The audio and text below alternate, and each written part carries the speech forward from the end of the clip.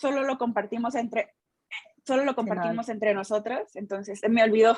Pero sí, la pregunta era esa, ¿no? ¿Cómo es tu trabajo ¿cómo de pasó del ajá, reporteo a la escritura? Sí. ajá, sí, sí, sí.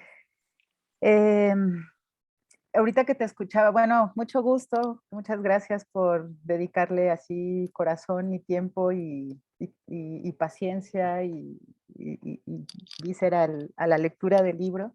Le decía a Ale que me daba mucho gusto como que reviviera después de un ratote de que se publicó, ¿no? Y que siento que en su salida tuvo muy poco eco fue una noticia súper bonita y estoy muy agradecida con todas ustedes por ello.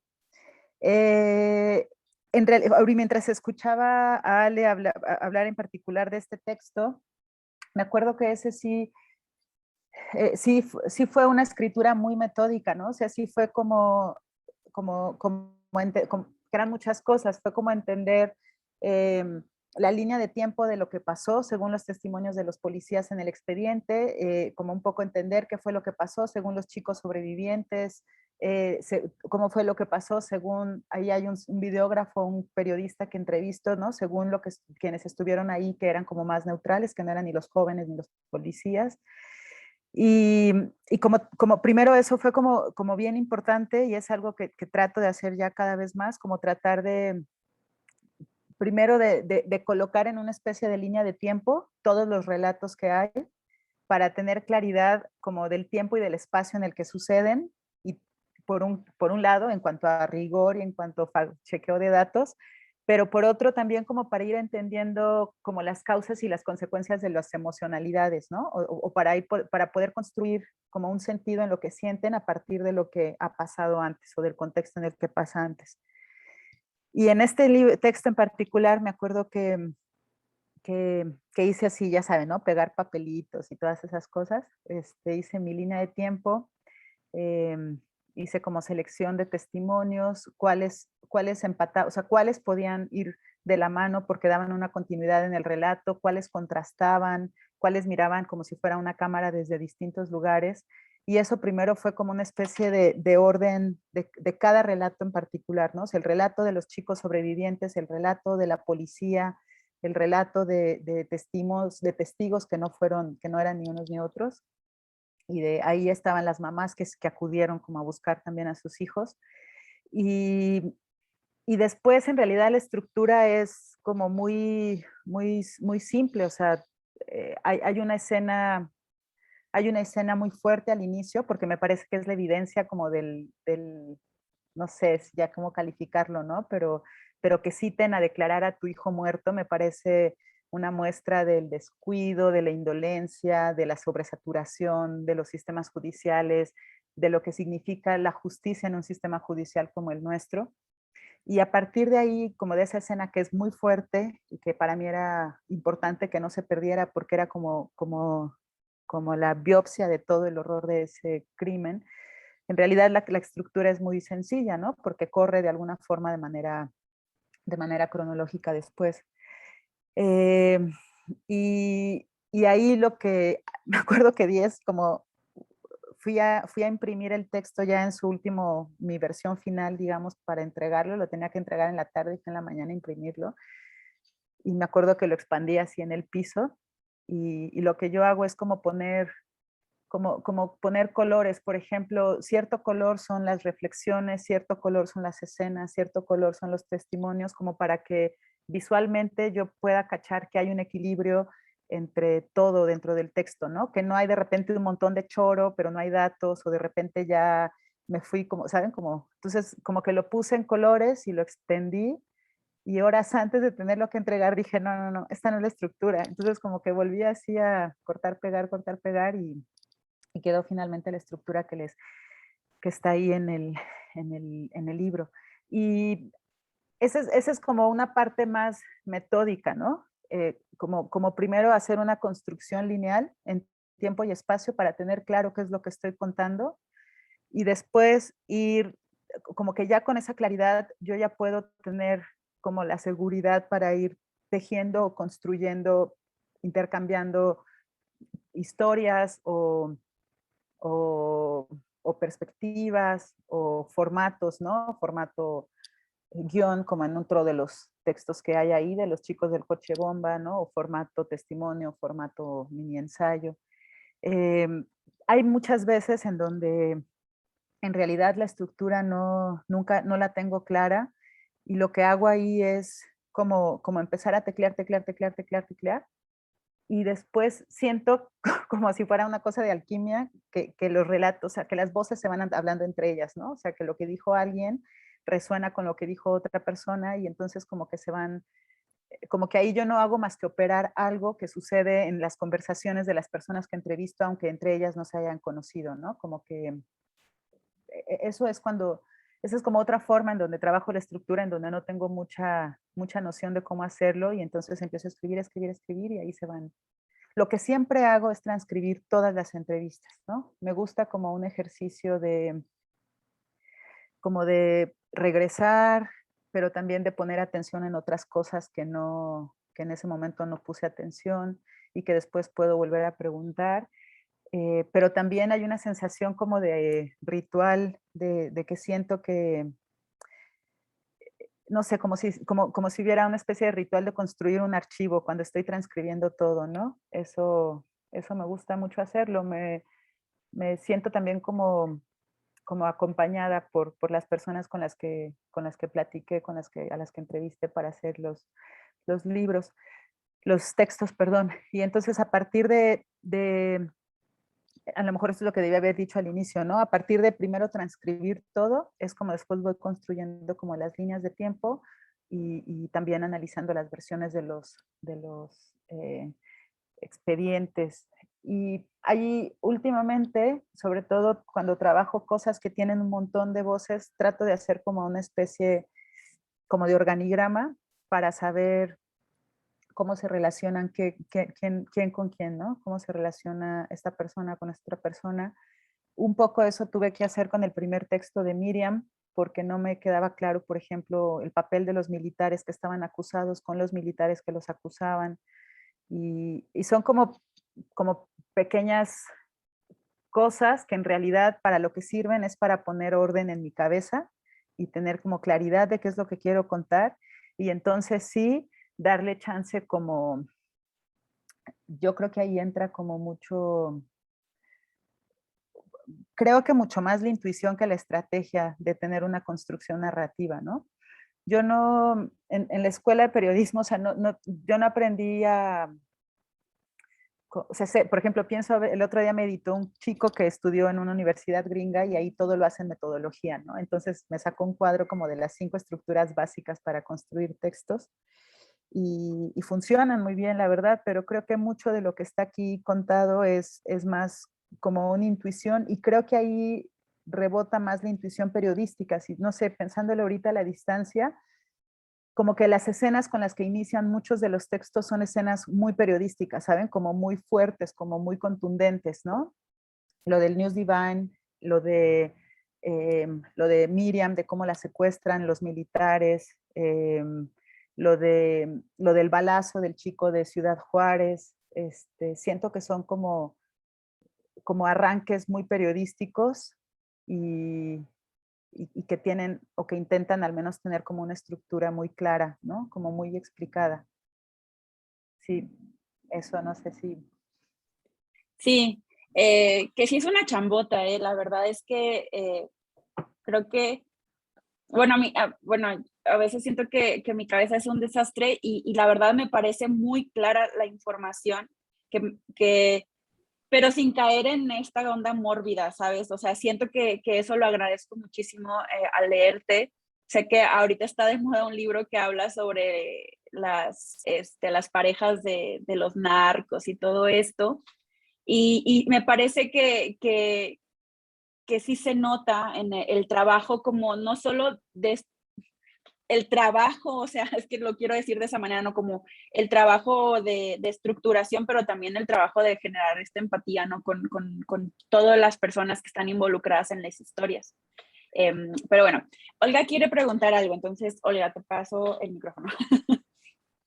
Gracias, Ale. Oye, la verdad que qué bonito escucharte, Daniela, y la verdad sí disfruté leer tu libro. La verdad sí voy a decir eso. y porque yo he querido escribir acerca de unos eventos pasados en donde creo que hay mucha violencia. Bueno, no creo, es como guerras civiles en Centroamérica y es una historia de mi familia. Y me he encontrado con la limitante de poder, ¿cómo cuentas la historia? Pues sin que, o sea, es cruda, pero a la vez tienes que poner el elemento humano y que sea algo que lleva al lector de la mano, ¿no?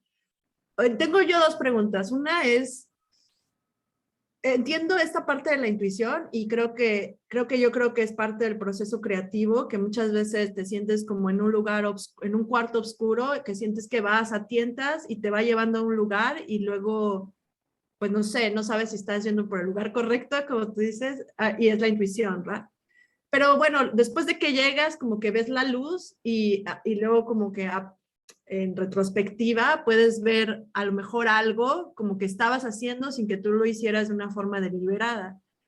Yo, así leyendo tu libro, creo que sí encuentro como una fórmula en los capítulos, pero no quiero decirlo porque quisiera ver si tú tuviste una reflexión que dijiste, no me di cuenta, pero como que sí tenía una estructura para, o sea, sí encontraste como una estructura, como un poco una formulita que a lo mejor, como tú dices, no quieres caer en la metodología.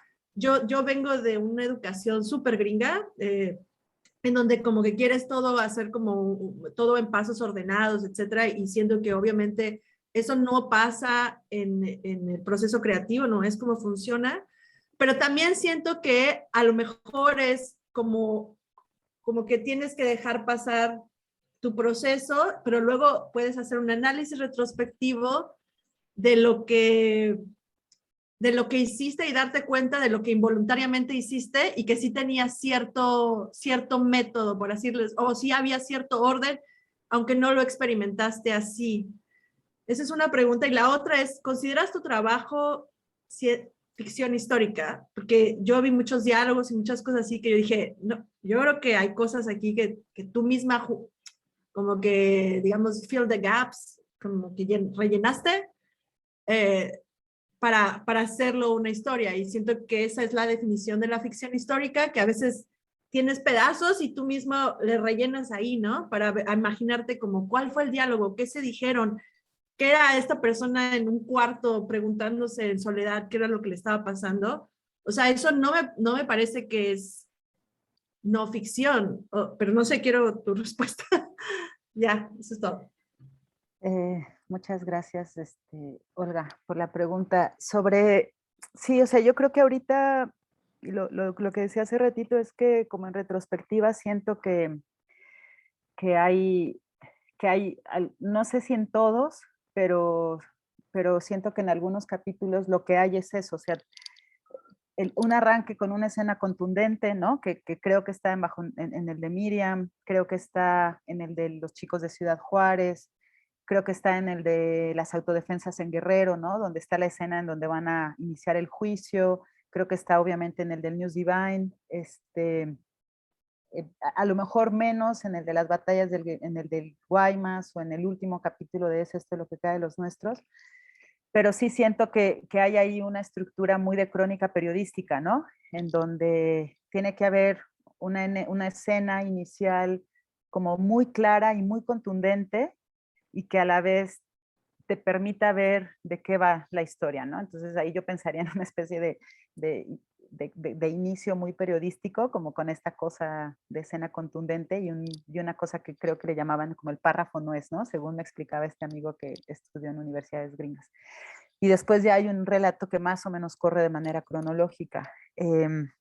Y esto creo que, o sea, no lo había percibido hasta ahora.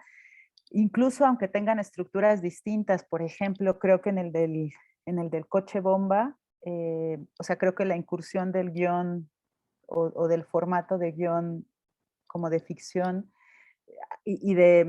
o sea, como que ese texto creo que es un poco distinto, ese y el último, creo que es un poco distinto a los otros en términos de que incluye formatos que no son necesariamente periodísticos, ¿no? Por ejemplo, yo imaginé mucho el de los chicos del coche bomba como un relato muy visual, ¿no? Entonces, hay fragmentos de testimonios que están así meramente los fragmentos de testimonios que yo me los imaginaba casi como una voz en off a cámara, perdón, como una entrevista a cámara, donde está el relato hablando por sí mismo, o sea, el testimonio hablando por sí mismo, como estas partes de guión de ficción como para hablar de la construcción de la mentira que se hace desde el Estado, ¿no? Salvo un par, creo que el resto pueden tener una estructura común, ¿no? Como lo cachaste tú, Olga. Y eso yo es algo que estoy pensando ahorita en retrospectiva a partir de las preguntas de ustedes, ¿no? Nunca había pensado como en las estructuras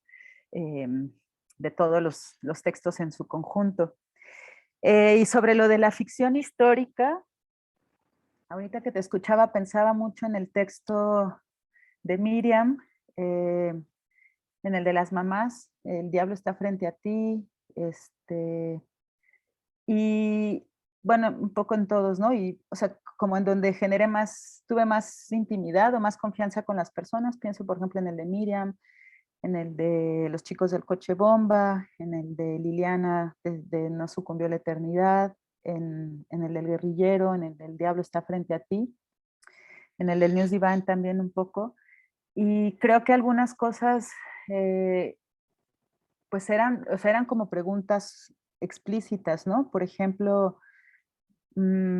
cuando hay una escena en donde le pregunto a Miriam sobre cómo fueron esos días de tortura, y ahí es donde ella habla de la comida y del soldado que le llevó los gansitos y del olor de las cobijas y de lo que ella pensaba mientras estaba ahí encerrada, si alguien estaba cuidando a sus hijos. O sea, yo lo que he aprendido es que, que hay que hacer las preguntas, pues, ¿no? O sea, yo creo que en algunos inicios de mi práctica periodística rellené muchos huecos imaginando, ay, no sé por qué apagué mi cámara, perdón. Yo creo que en muchos, no me he dado cuenta, perdón, yo creo que en muchos textos de mi práctica periodística rellené muchos huecos con mi imaginación o con mi suposición, ¿no? O sea, me atreví a suponer que sabía o que sentían esas personas o que pensaban esas personas. Pero también como que he aprendido que pues hay que hacer la pregunta, ¿no? Y yo siento que aquí eh, las preguntas están hechas, o sea, está hecha la pregunta de Miriam. Miriam, ¿y qué pensabas tú mientras veías el Facebook y la cara de estos policías, no? Oye, Miriam, ¿y te acuerdas cómo eran las fotos de estos policías? O sea, siento que a veces nos da miedo preguntar, pero creo que si encontramos desde dónde preguntar, podemos hacer estas preguntas que, que, que lleguen a contar cosas y que no tengamos que asumir y adivinar y suponer e irrumpir la voz de la persona diciendo desde el periodista narrativo, me invento este choro, o que puede ser que tenga sentido, ¿no? Pero me lo pongo yo del ronco pecho, ¿no? Entonces, sí, o sea, lo hice cuando empezaba a hacer periodismo narrativo, pero después era como, pues no hay por qué hacerlo, ¿no? O sea, ¿por qué mejor no preguntárselo a esa persona? Y creo que llegué a esa reflexión porque en realidad mi mente es limitada, ¿no? Respecto a lo que las otras personas podrían pensar o sentir o imaginar en sus propias circunstancias. Entonces, como, ¿por qué limitarlo a lo que mi imaginación me da, ¿no? Y por qué mejor no dar espacio o sea, es como, ¿por qué no hacerlo? ¿Sabes? Como que ni siquiera cabría hacer la pregunta. Hace unos días estuve entrevistando a un chico que es el mejor amigo de 4 amigos que mataron hace ya tiempo, y, y él me había pedido, bueno, habíamos acordado que íbamos a hablar de la vida de los amigos y no del hecho de cuando lo matan, pero en algún momento él me quiso contar que, que él, o sea, él no sabía por qué había sido el único que sobrevivió, ¿no? Y sobrevivió prácticamente porque él fue el único que no fue a la discoteca ese día, mataron a los otros 4 y él sobrevive. Y, y entonces él desde hace muchos años piensa en por qué él fue el único que sobrevivió, y en algún momento me dijo, bueno, es que a lo mejor mi tarea era como, como enfrentar a las mamás, ¿no? Y le digo, no entiendo. Entonces me dice, es que a mí me tocó reconocer a los cuerpos de mis amigos en el CEMEFO, y a mí me tocó ir a decirles a cada una de las mamás si es su hijo, si es su hijo, si es su hijo.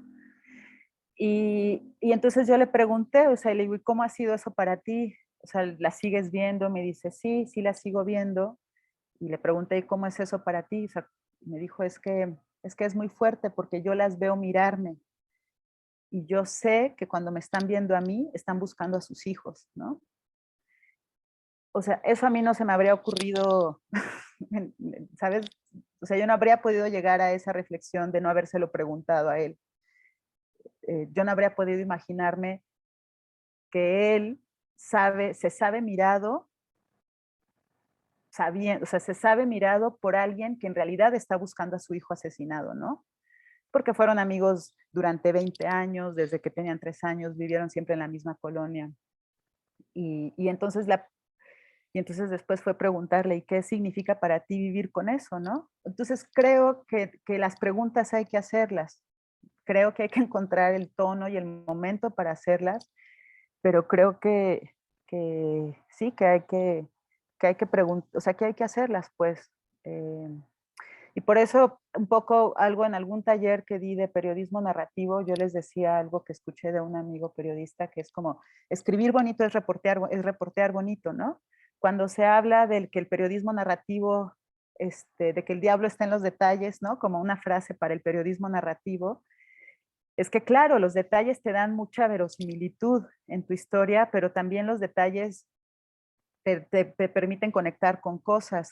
Y, y entonces, ¿cómo llegas a esos detalles? Pues preguntando, ¿no? Entonces, por eso creo que sí, que escribir bonito requiere de mucho reporteo bonito, por decirlo de alguna manera, ¿no?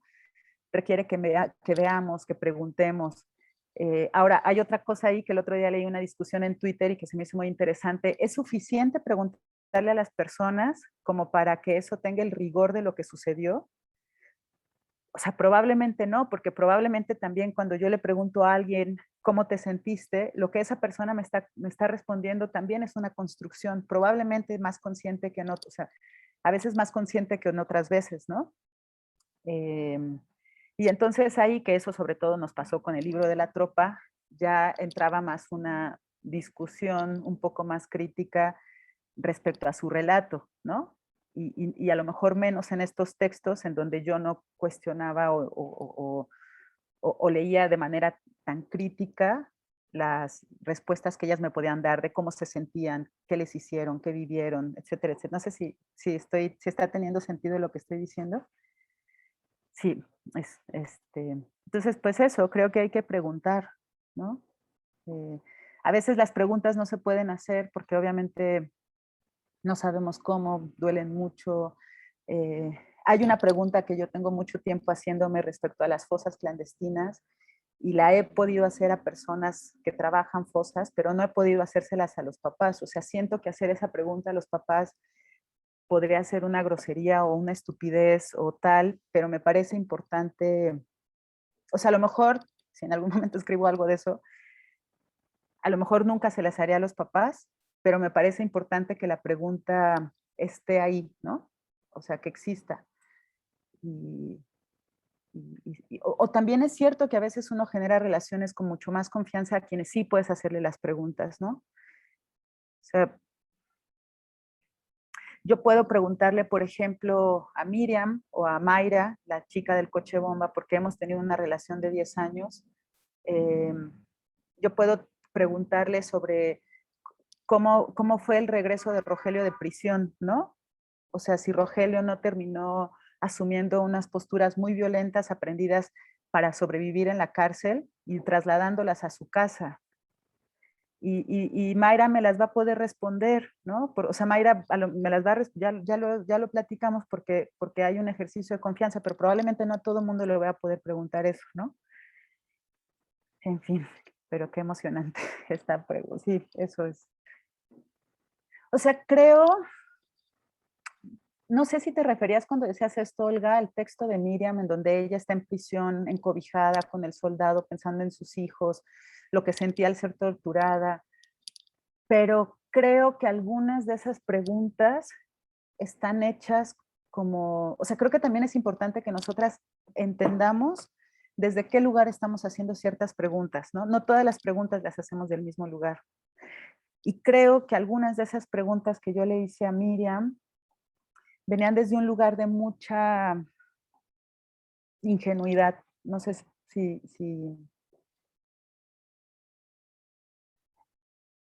sí, como, o sea, está hablando de la tortura y como preguntarle, ¿y no te daba frío, no? O, no sé, o no te daba hambre, o por qué no querías comer, ¿sabes? Como preguntas que pueden ser medio ingenuas. Eh, es- Gracias, Olga. Elisa. Pero si tienen, perdón, si tienen una, bueno, no sé las reglas, pero también no sé si, pues, no sé, pueden decirme también cualquier cosa. A lo Sí, que responda no es unilateral. de hecho, si quieren intervenir por mí mejor, o sea, si quieren como intervenir. No sé si quieras decir algo, Olga. Bueno, muchas gracias por compartir esto. También creo que algo que a veces se nos olvida como escritores, o sea, yo lo pienso así porque aparte soy psicóloga, es que detrás de tu trabajo está todo esa construcción de relaciones personales, mucha empatía, o sea, es mucha chamba emocional, por así decirlo, también. O sea, no es solamente que fuiste y hiciste la tarea y hiciste las preguntas, ¿no? Sino que estabas también entablando una relación humana con todas esas personas y que son significativas, ¿no? Y a veces eso como que crees que tú mamás vas y hablas con alguien y reportas de regreso, ¿no? Pero no es así. Y eso creo que me quedó ahorita muy claro.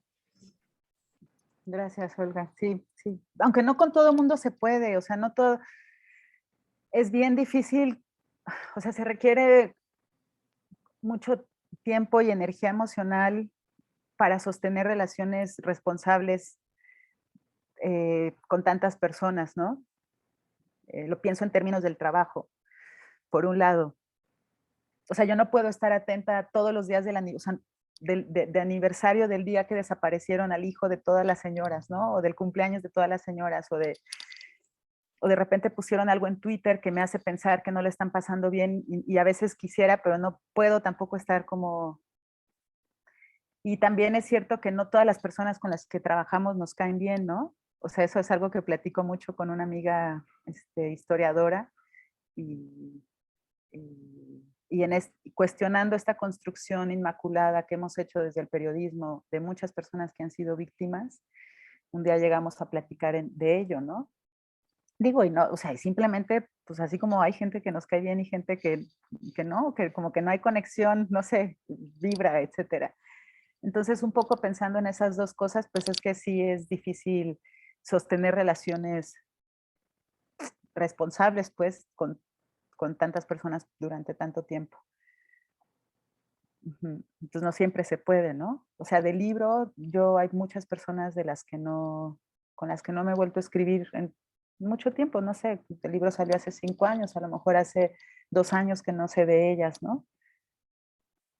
Pero, gracias, Olga. Elisa, sigues tú. Sí. Hola, Daniela. La Elisa. Yo te quería preguntar dos cosas. Primero, tengo aquí apuntado una cita que hace la mamá de un chavo que desaparecieron y dice, ¿por qué están secuestrando a los jóvenes? ¿Para qué los quieren? ¿Quién hace eso? ¿A quién le conviene? ¿Para qué le sirve un desaparecido? Y luego vi que en el texto de Futuro Imperfecto, también tú te estabas preguntando por qué mata a un soldado. Entonces, quería saber si a través de la investigación que has hecho, has podido un poco llegar a esa respuesta o cuál ha sido tu reflexión al respecto. Y la segunda pregunta que tengo es, eh, también hay una parte del libro en la que Leticia sueña que la secuestran y logra escapar, pero en el escape se detiene y se pregunta, o sea, ¿a dónde voy, no? A la policía no, porque está con el narco, o no puedo ir con mi familia porque los pongo en riesgo, y decide regresarse. Entonces, mi segunda pregunta es, tú que te has visto sumergida en todas estas historias, ¿dónde encuentras tu esperanza de que en algún momento podamos, por decirlo así, salir de esto? Ay, muchas gracias, Eli. Fíjate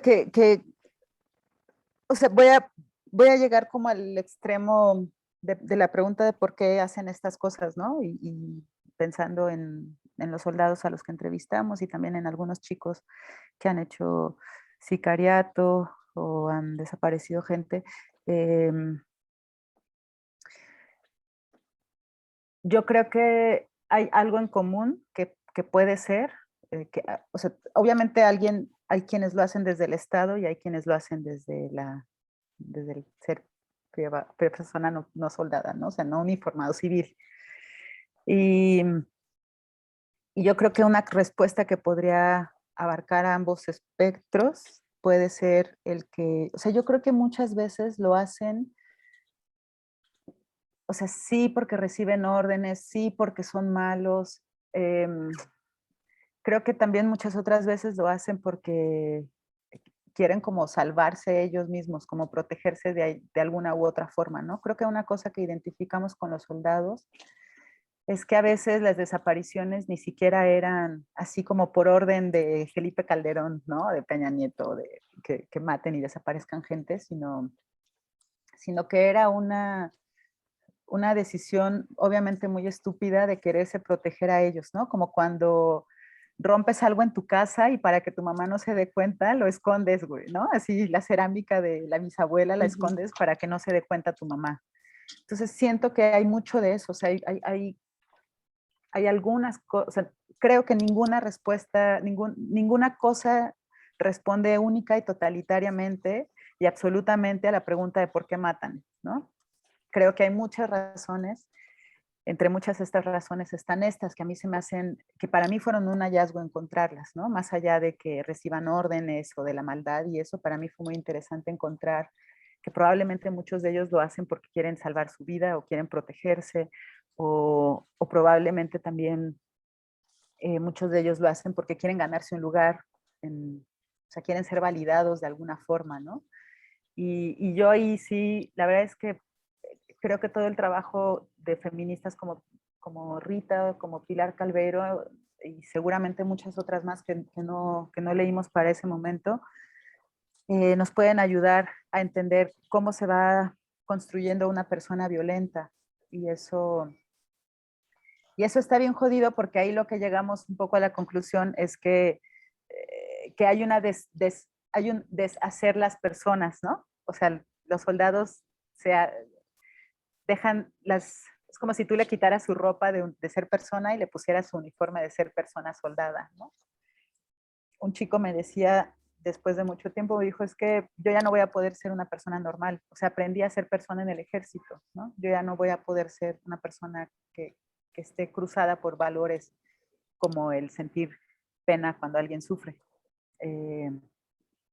Y eso creo que, o sea, creo que nos ha hecho falta, y a lo mejor desde la academia se hace mucho, mucho más que desde el periodismo, pero creo que nos ha hecho falta como, como mirar como sin tanto juicio para poder llegar a respuestas así, que nos den un poquito más de explicación y no solamente porque no nos quedemos solo en el porque recibieron la orden o porque el ejército es malo. ¿Sí me explico? Creo que Y un eso... poco también lo hacen, siento yo, por miedo, ¿no? O sea, de estar ya Sí, envueltos. sí, también, o sea, imagínate, es que son chicos, al menos los soldados, que tienen una preparación de 2 meses en el ejército, entonces salen con un arma que además es de grueso calibre, que además nunca aprendieron a tirar en movimiento, y que nada de esto sea una justificación, sino es como decir, claro, eso nos va a ir ayudando a encontrar respuestas de por qué estamos un poco como estamos. Y sobre cómo encuentro mi esperanza, yo creo que mi esperanza ya es muy chiquita, o sea, no es muy chiquita, sino es menos ambiciosa, ¿no? Como cuando uno es niña y tiene esperanzas de Miss Universo, de la paz del mundo. Ahora que estoy más grande, mis esperanzas son más pequeñas y ahorita en este momento podría pensar que mi esperanza es que, eh, no sé, o sea, mi esperanza ahorita es que mis hijas no pierdan de una forma tan abrupta y dolorosa la inocencia, ¿no? Y entonces ahorita mi esperanza está puesta en eso. Y eso obviamente implica pues construir espacios para que ellas estén bien con sus amigas, no sé, con la sociedad, no sé, pero todo esto es como muy en lo chiquito, ¿no? Muy aquí en lo inmediato. Y creo que también, no sé, he pensado mucho últimamente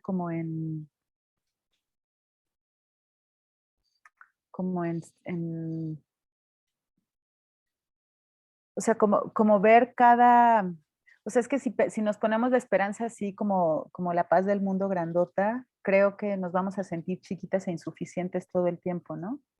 Entonces, yo creyéndolo hace mucho así y pensando que mi ejercicio periodístico era para eso y darme cuenta que no, obviamente, pues ahorita más bien mi esperanza son espacios como estos, pues, ¿no? O mi esperanza es que alguna mamá que lea su historia diga, claro, me sentí entendida, ¿no? Este, está como más así, es menos, ah, sí, ambiciosa. Pues sí, justo yo te quería decir que yo mi esperanza la encontré en las historias de resistencia de las personas a las cuales estás mencionando en tu libro, ¿no? O sea, en esas como pequeñas acciones de seguir buscando, como en esa, siempre me decían hasta encontrarte, ¿no? Ahí yo encontré como, como esta esperanza, pues. Sí, y también creer que sobre todo en las desapariciones, obviamente en las desapariciones, creo que la esperanza siempre es muy volátil, o sea, como que a veces sí está la esperanza de encontrarlos, a veces no, a veces la esperanza está en otro lado, ¿no? Eh, en que, en que logren sostener un colectivo o en que alguien más encuentre el suyo, pero también creo que eso, o sea, siento que la esperanza también es como muy, se mueve de lugar constantemente, ¿no? A veces en otro lado, a veces chiquita, a veces es grandota. Sí, Sí, muchas gracias. muchas gracias, Eli. Ok, sigue Tania. Tania y luego Alba. Si quieren ya no hablo yo, nada más ustedes le siguen pues. Bueno, hola, muchas gracias. Y pues bueno, el miércoles en la reunión que tuvimos hablábamos mucho de lo doloroso que era leer estos relatos, ¿no? Como, pues a lo mejor no nos ha pasado algo tan similar a estos casos, pero pues sí se siente la cercanía, ¿no? Y es un poco esta atemporalidad que decía Ale, que al final nos dimos cuenta que aunque fue hace muchos años, sigue bien presente y pues eso, ¿no? Fue bien doloroso ver que sigue pasando, que puede pasar y mi pregunta va justo como a tu proceso emocional, porque si al leerlo, creo que muchas coincidimos en que no podíamos parar de llorar, no me imagino cómo debe haber sido escuchar de frente los relatos. Pues también al final necesitas desapegarte un poco, porque si te quedas con las emociones de todas estas personas, yo creo que sería como insostenible, ¿no? Toda esta emoción. Entonces, pues eso, quisiera saber cómo ha sido tu proceso al escuchar estos testimonios y al trabajar con temas tan dolorosos y tan delicados. ¿Y qué haces con todo eso, no? Como con todo ese dolor que te comparten las personas. Muchas gracias, Tania. Ay, creo que esa es la parte, a ver, son como muchas cosas. Y creo que no sé, por ejemplo, cuando yo estaba escribiendo algunas de estas historias, pensaba mucho en Mayra, ¿no? O pensaba mucho en Liliana, que son dos mujeres a las que particularmente, no sé si por la cercanía de edad o no sé si porque, no sé, andamos vibrando como en las mismas ondas, nos entendimos y nos caímos bien, pero cuando yo escribía, me acuerdo mucho que ese libro se publicó a finales del 2015, Naira nace en el 2014, entonces como que las últimas revisiones ya estaba aquí Naira, ¿no? Chiquita. Y yo me acuerdo que mucho se escribía aquí Naira pegada a la chichi porque si no, no se dormía. Y eso, sí, como que ahorita pensándolo, creo que la compañía de Naira ahí fue bien importante y como que también pensar como en una especie de alquimia, ¿no? Que si yo pensaba en Mayra, mientras escribía su historia, Mayra iba a estar pensando en mí y de alguna forma, aunque ella estuviera en Ciudad Juárez y yo acá, nos íbamos a acompañar, ¿no? Eso fue, o sea, creo que esa fue una forma de como de no sentirme tan sola. Y obviamente pues están las amigas con las que vas compartiendo cosas, ¿no? De repente le cuentas, oye, esto está súper triste, no sé cómo escribirte. Y por otro lado, yo creo que un poco por todo lo de la caravana de Sicilia, o sea, como que desde el 2011 hasta el momento del libro, yo creo que se juntaron muchas cosas muy tristes y yo no me di cuenta hasta que un día mi hermana me dijo, güey, estás muy triste ya, o sea, tú ya traes una tristeza crónica que no te deja y que no puedes con ella, y me mandó ella como al terapeuta, ¿no? Y me mandó con una chica que hace masajes y ella lo que me decía era como, lo primero que hizo fue revisarme los chakras y se dio cuenta que tenía los chakras, al menos el del corazón, súper cerrado, ¿no? Y me dijo, yo creo que de alguna forma se explica que tengas este chakra tan cerrado en el que has tenido que hacerlo para protegerte.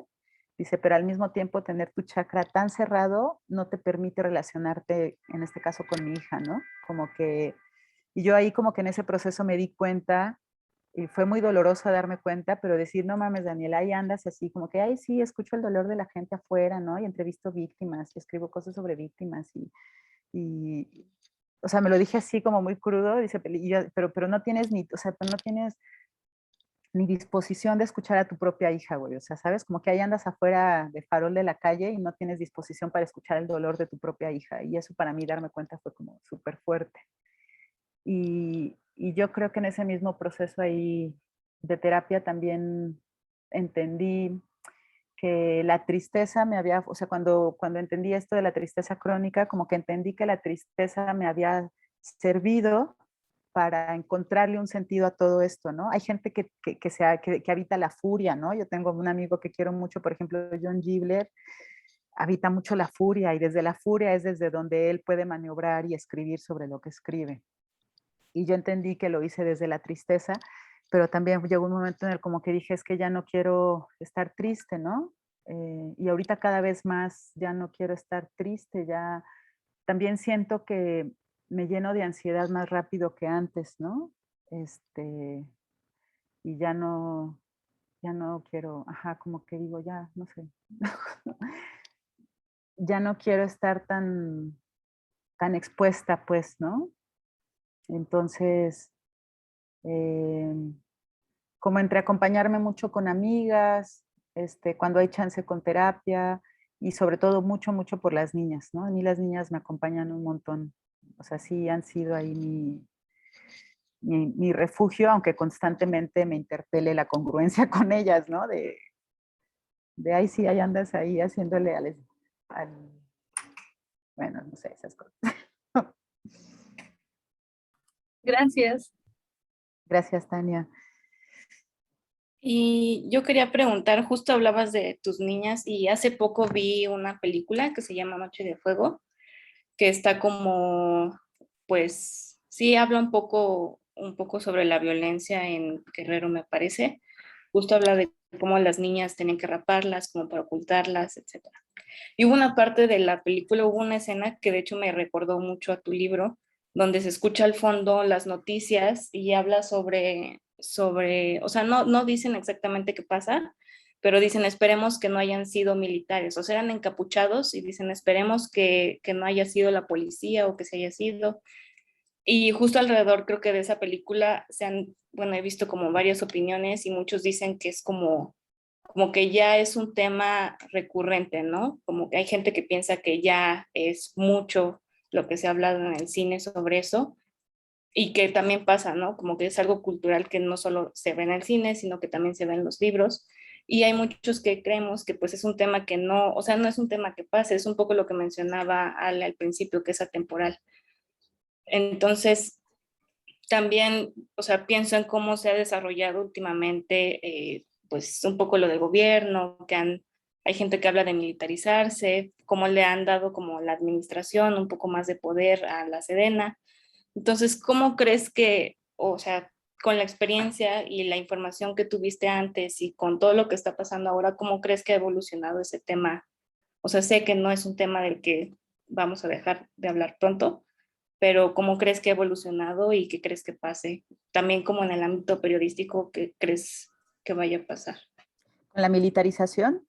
¿Te refieres a la militarización ¿Cómo ha del bar? evolucionado la violencia y también la corrupción? También por ahí hay una película que se llama Una película de policías, que igual habla de la corrupción. O sea, ¿cómo crees que ha evolucionado ese tema? ¿Crees que ha pues disminuido? ¿Crees que ha cambiado? ¿Es violencia también y corrupción, pero de otra forma?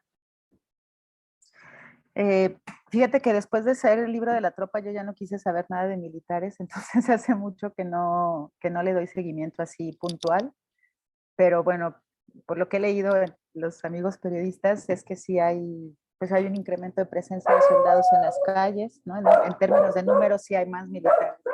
Sí hay más militares ahora que antes, eso por un lado. Por otro lado, también creo que la, o sea, a mí sí me da mucha pena ver que, o sea, que la violencia estatal no haya parado. Sí fui como muy ingenua al pensar que eso sucedería con el voto en el 2018. Y, y lo que creo es que, o sea, no hemos, como que no hemos sabido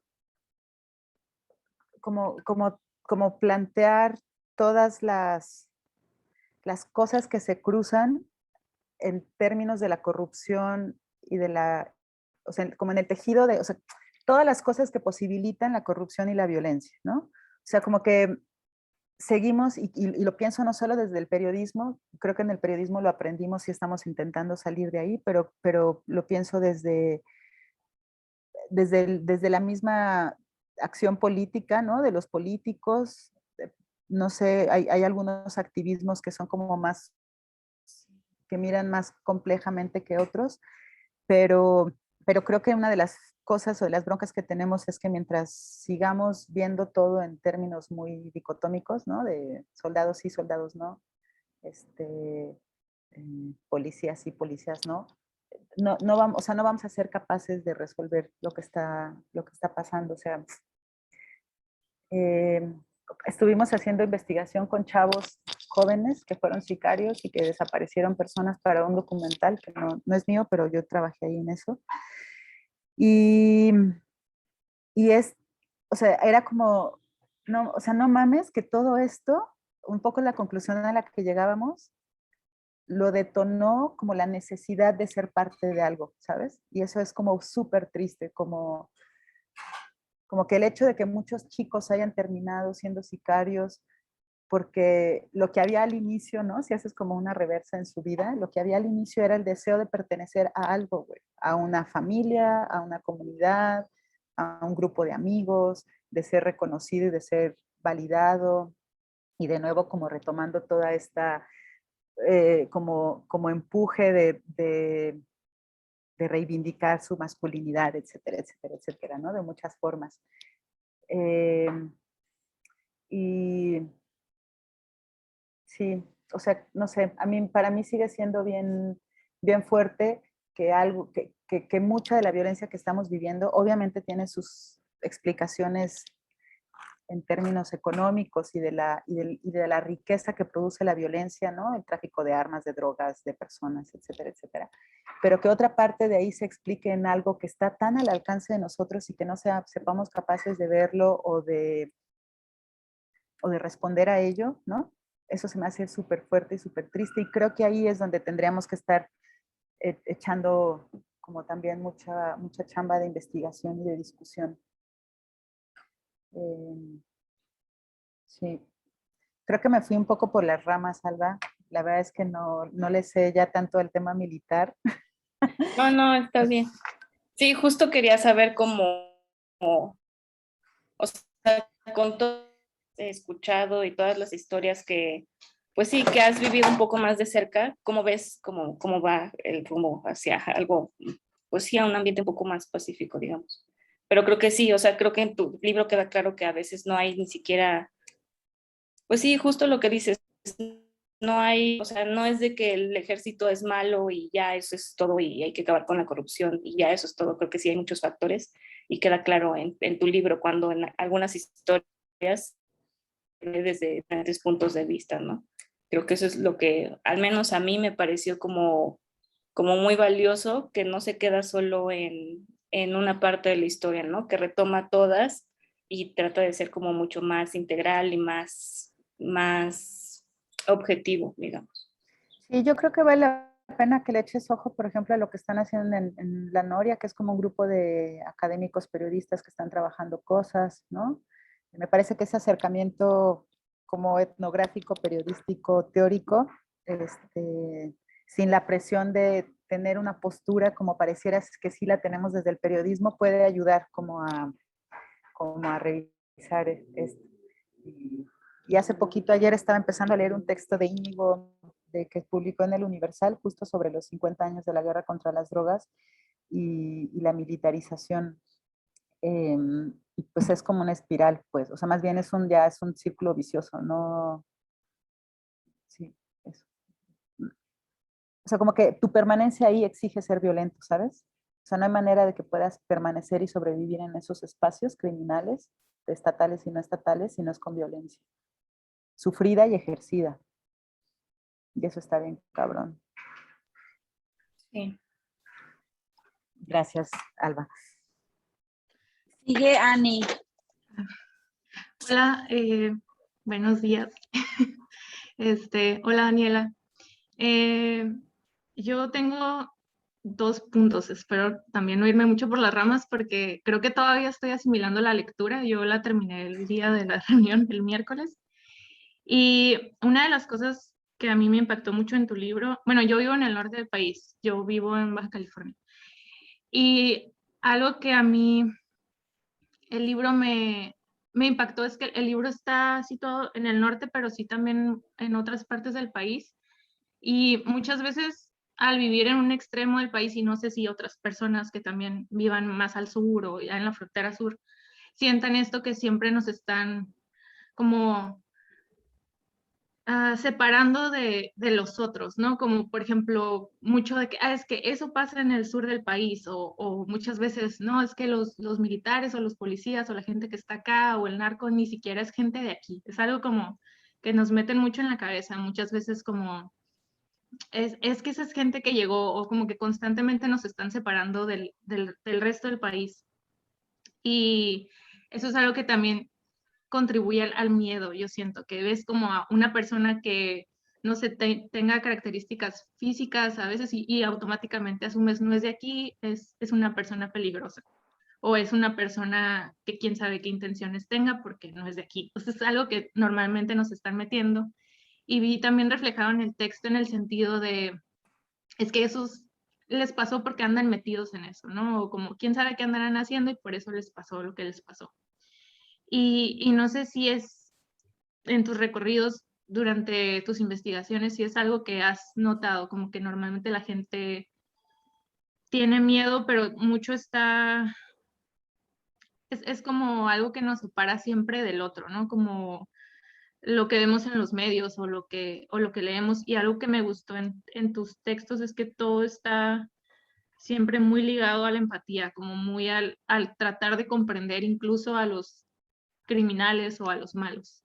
Y si es algo que tú conscientemente hiciste. No sé, es que sí, siento que me fui por todos lados, pero sí fue algo que me impactó, que creo que es la primera vez que me acerco a un texto en el que no están poniendo las cosas tan blanco y negro o separando tanto como a los malos de los buenos. Y la otra cosa es, muchas veces, bueno, no sé si es así para todos, pero yo busco textos que me acompañen, sean en cosas muy buenas o en cosas muy malas. Y quería saber si tú tienes textos también que te acompañen o que te hagan sentir algún tipo de confort, de tranquilidad.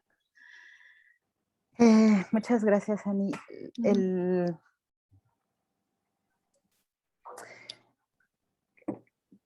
O sea, sí, como que pienso en el ejercicio periodístico que hago en relación a otras formas de hacer periodismo, ¿no? Y hay periodismo que yo envidio mucho, que tiene una capacidad como súper clara de encontrar y denunciar los actos de corrupción, ¿no? Como una capacidad de sistematizar números y encontrar cosas ahí. Y yo siento que esa capacidad yo no la tengo desarrollada o no. Y yo no sé si, o sea, no sé qué fue primero, si encontrar esta forma de hacer un periodismo más así como el que hago, o más bien darme cuenta que el otro no lo podía hacer y entonces iba a hacer este. Pero creo que sí, no, o sea,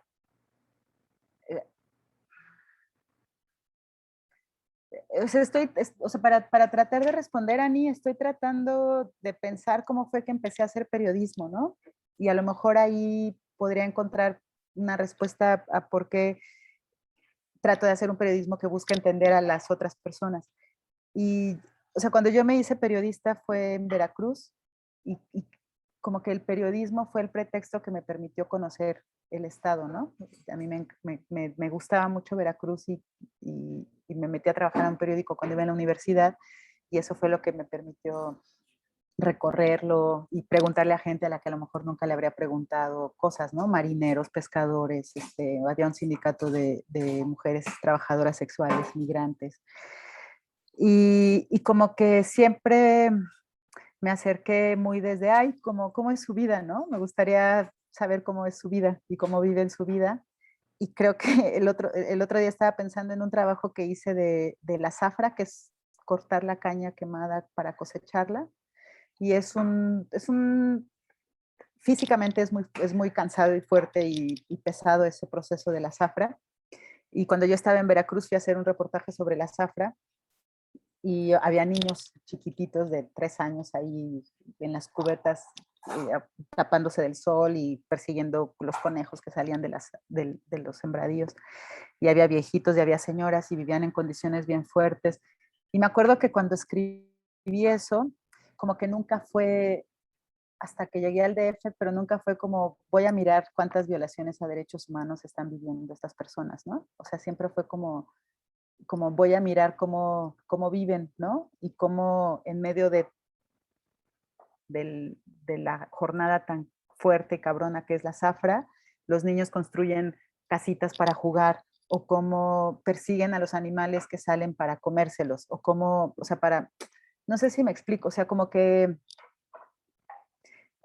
a veces siento que los derechos humanos nos hacen mucho daño porque, o sea, están muy bien que existan como concepto, pero a veces siento, al menos en mi experiencia, que mirar todo desde los derechos humanos nos saca de ese mirar cómo la gente está viviendo su propia vida en sus propios términos, ¿no? Y no en nuestros términos de la periodista que sabe y cómo deberían de vivirlos.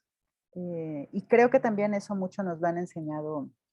Pienso, por ejemplo, en los textos de Yasnaya cuando dice, a ver, como mujeres blancas feministas no vengan a nuestras comunidades, bueno, no lo dice así, ¿no? Pero hablarnos de violencia doméstica o de violencia de género, porque a veces creo que hay una parte en el ejercer el periodismo que nos hace mirar las cosas como creemos que deberían de ser y que está bien, pues, pero no ponemos atención en cómo la gente vive en sus propios términos. Y creo que lo que a mí me gusta hacer es entender cómo la gente vive en sus propios términos, ¿no? Por ejemplo, yo estaba completamente en desacuerdo con que Miriam, después de que la detuvieron militares y la violaron militares y policías ministeriales, la engañaron y le construyeron delitos terribles, obviamente yo estaba en desacuerdo de que ella fuera y les pidiera justicia a estos mismos orates, ¿no? Entonces, pero para mí era como, o sea, ¿qué es lo que hay sentido ahí para ti, no? O sea, ¿por qué quieres hacer esto a pesar de que es completamente contradictorio? Y para ella, lo que yo pude entender es que alguien le escuchó y le creyó, y ese era el sentido que ella quería y que para ella era el importante. Entonces, creo que esto de entender al otro para mí parte más como del querer ver cómo la gente vive en sus propios términos. Partir de ahí al menos, ¿no? No que eso sea todo, pero partir de ahí. De cómo es que la gente vive la violencia o el dolor o la alegría, qué significados les da, cómo es, sí, algo así, creo.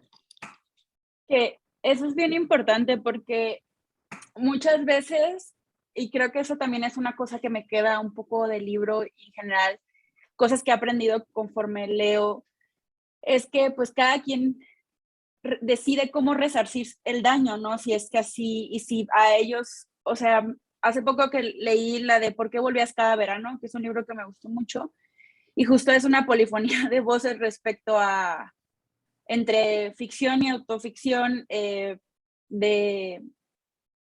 bueno, pues sí, tú haces el prólogo, entonces sí, sí es cierto, tú haces el prólogo, ahorita como que, claro. Pero hay una cosa que me gustó mucho de que dijo la autora en la presentación, fue que decía que ella había acudido a la policía, aun cuando esta persona que es el agresor tiene que ver con el sistema también, porque ella necesitaba que alguien le creyera.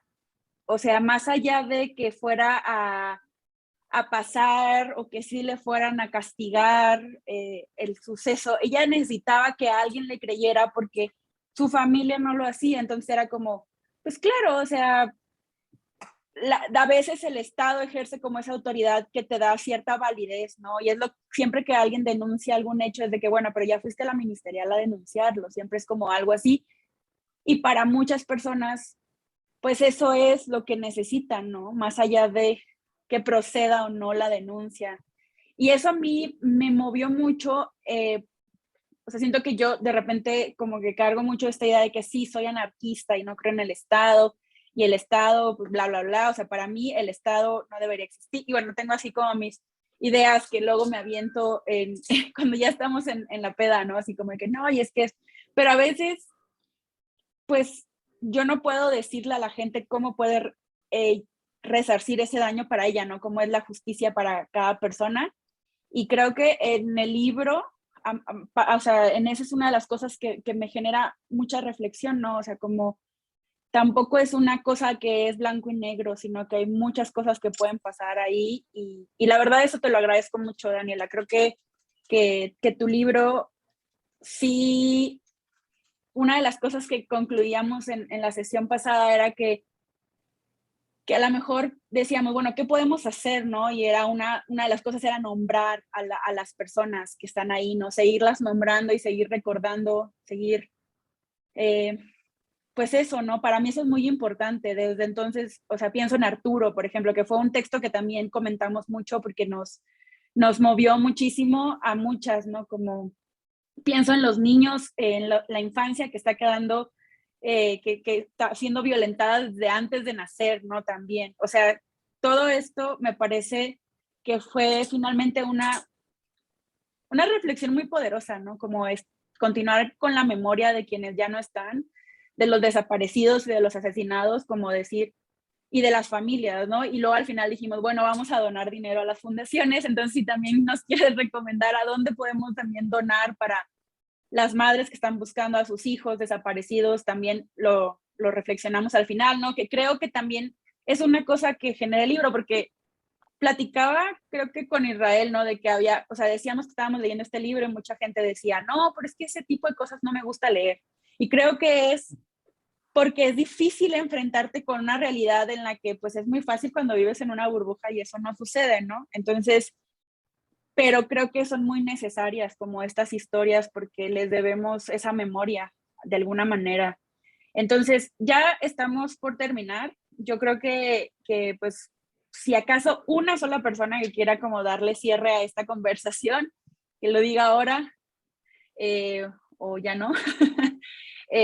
Pero antes, pues de terminar con esta última persona, si es que alguien se anima a conversar y concluir esta sesión, te quiero agradecer muchísimo, Daniela, por primero por aceptar platicar con nosotras, por publicar este libro, porque también sé que no es fácil vivir en un país en donde los sucesos violentos contra los periodistas son como, no nada, periodistas y activistas y gente, o sea, es muy, muy, muy fuerte, ¿no? Entonces te agradezco mucho como eso. No sé si a ti te gusta que le digan valentía, pero a mí me parece que es eso, ¿no? O sea, y lo agradezco mucho, agradezco pues que escribas esto, ¿no? Porque me parece súper necesario.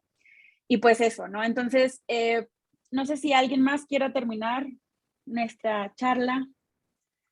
Están Lo muy que- calladas todas. En lo que alguien dice, es que ahorita que te escuchaba sobrenombrar, me acordé de una cosa. Estábamos entrevistando a unos historiadores, archivistas, y de por qué hacen su chamba, ¿no? O sea, por qué vale la pena estudiar la historia y los archivos. Y ellos estaban trabajando con actas de Guanajuato civiles, actas civiles del 1600, 1700. Y entonces sacó un acta y empezó a leerla, y era el acta de esclavitud, de compra-venta de una niña de 13 años esclava, una mulata que se llamaba Cecilia. Y entonces él empezó a leerla y decía, es que bueno, ahora, o sea, como que empezó a leer el texto y de repente dice, es que te das cuenta, dice, en 300 años nadie había pronunciado su nombre, o en 300 años por primera vez alguien pronunció su nombre, ¿no? Y se abrió para mí así como una cosa brutal y tremenda, y se me, así el corazón, y que él pudiera verlo, ¿no? O sea, y que nos lo pudiera compartir, de decir, o sea, para esto, pues, ¿no? O sea, en 300 años nadie había dicho el nombre de Cecilia, ¿no? Y por este material sabemos que Cecilia existió, aunque sea un acta de compra-venta, sabemos que existió, sabíamos que tenía 13 años, sabíamos cómo era físicamente, ¿no? Sabíamos cómo se llamaba. Y, y obviamente en términos concretos, pues esto no sirve más que de, ¿no? O sea, no le sirve a nadie más que a nosotros mismos, ¿no? Pero creo que es importante en términos de que nos haga mirar hacia afuera, pues, ¿no? O sea, de que nos haga tener interés en las otras personas. Y eso quería decir con lo del nombrar. O sea, imagínense, 300 años de silencio. Es una cosa abismal, ¿no? Que alguien haya dicho el nombre de esta niña. Ay. Sí, sí te entiendo. Pues bueno, supongo que nadie se animó a hacer la conclusión. Yo sé Está muy bien, luego, no pasa. Mira, Ana sí se animó. A ver, Ana. No, yo no quería hacer esto de yo más que una pregunta tengo un comentario, pero nada, solo decirte que muchas gracias justo por toda tu labor. Admiro muchísimo lo que haces y en particular como todo lo que hemos platicado que lograste con este libro, de todas estas dimensiones y todos estos tintes que le das. Definitivamente yo sí soy de la idea que desafortunadamente tenemos que seguir como nombrando estas historias porque es algo que sigue pasando hasta nuestros días y no hay desafortunadamente como aún los libros suficientes en los que quepan todas estas historias de toda la gente que está siendo tocada como por la violencia, la corrupción y demás. Entonces simplemente eso, muchas gracias, y creo que lo pusiste o lo dijiste muy bien ahorita. Creo que muchas gracias por ayudarnos y llevarnos a seguir viendo precisamente hacia afuera, y por la sensibilidad con la que lo haces. Muchas gracias, Ana, y a todas por esta bonita conversación, que espero que haya sido también bonita para ustedes. Para mí lo fue mucho. Sí, la verdad es que también otra cosa que decíamos fue que nos sirvió mucho leerlo en compañía, el libro, la verdad. Sí. O sea, como que te cuento que tenemos una dinámica donde nos leemos en voz alta. Lo que hacemos es que cada quien eligió un capítulo y lo leyó en su casa en un audio y lo mandó en el grupo de Telegram que tenemos. Entonces están todos los audios de las personas que mandaron sus lecturas. Ana le tocó leer, por ejemplo, el de La Última Tardea, que fue el del News Divine, y era más, se aligeraba más el asunto, ¿no? Como estarnos leyendo entre todas y estarlo comentando, porque quizás creo que es un libro que se presta para leer en compañía por muchas cosas, por la situación, pero también porque nos genera esta reflexión de seguirnos preguntando qué vamos a hacer, ¿no? Como comunidad para brindarles espacios seguros a las infancias y a, pues sí, creo que más bien yo siempre pienso en eso, ¿no? Como en las infancias, que son los Muchísimo. que les estamos dejando como esto, ¿no? Pero bueno, pues nada, pues ya nada más agradecerte nuevamente por tu tiempo, por tu disposición a charlar con nosotras. Y pues ahí nada, seguiremos platicando, bueno, todos los que están aquí ya leyeron el libro, entonces pues ya somos tus lectores y seguiremos tu trabajo todavía de cerca. Entonces, pues nada, también gracias a las que están aquí. Yo sé que es viernes, entonces pues es difícil, pero recuerden que pues entre estos grupitos podemos ir como tal vez haciendo esos cambios pequeños, ¿no? Y apoyándonos entre todos para ver qué podemos cambiar de lo chiquito a lo grande. Exacto, sí. Ay, las quiero mucho, muchas gracias. gracias. Nosotras Gracias también, por todo. Daniela, gracias. Gracias, Adiós. Daniela. Espero nos Bye. veamos pronto en persona. Muchas Bye, gracias. gracias. Bye. Bye. Gracias, bye.